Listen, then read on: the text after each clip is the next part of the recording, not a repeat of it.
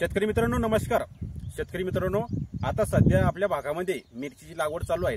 काही शेतकऱ्यांनी मिरचीची लागवड केली, काही शेतकरी आता गोबीची लागवड सुद्धा त्या ठिकाणी करू लागले आहेत। पण शेतकरी मित्रांनो, ज्या ठिकाणी गोबीची लागवड करत असताना शेतकरीकडून काही ठिकाणी चूक होत आहेत। गोबीची लागवड इथल्या टेम्परेचर मध्ये आता मे महिना सुरुवात झालेली आहे आणि इथल्या टेम्परेचर मध्ये काही शेतकरी गोबीची लागवड ही बेडवरती करत आहेत। परंतु मित्रांनो, बेडवरती लागवड करणं ही परिपूर्ण चुकीचा त्या ठिकाणी लागवड पद्धत आहे।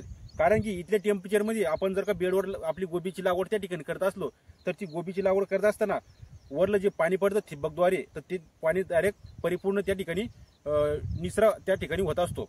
आणि आपण ही जी पद्धत बघत आहोत, ही पद्धत एकदम योग्य पद्धत आहे। कारण की बेड ह्या वावराला बेड त्या ठिकाणी केलेला नाही, सरसकट समान आकाराची पद्धत त्या ठिकाणी लावलेली आहे आणि समान अंतराने त्या ठिकाणी गोबीची लागवड त्या ठिकाणी केली आहे।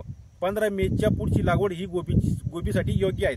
कारण की एप्रिलमध्ये जर का आपण लागवड केली तर एप्रिलमध्ये टेम्परेचर हे जास्तीत जास्त असतं आणि जास्तीत जास्त टेम्परेचर असल्यामुळे त्याला पाण्याचा बी परिपूर्ण साठा त्या ठिकाणी अवेलेबल पाहिजे।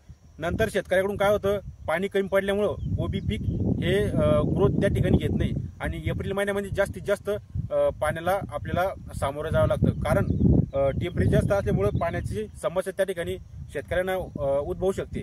म्हणून गोबीची लागवड करत असताना 1 मे किंवा 15 मेच्या पुढे त्या ठिकाणी केली पाहिजे आणि गोबीची लागवड ही समान त्या ठिकाणी सरसकट समान शेतामध्ये केली पाहिजे। बेडच्या साहाय्याने गोबीची लागवड आपण जर का केली तर ती आपल्याला चुकीची पद्धत त्या ठिकाणी ठरू शकते।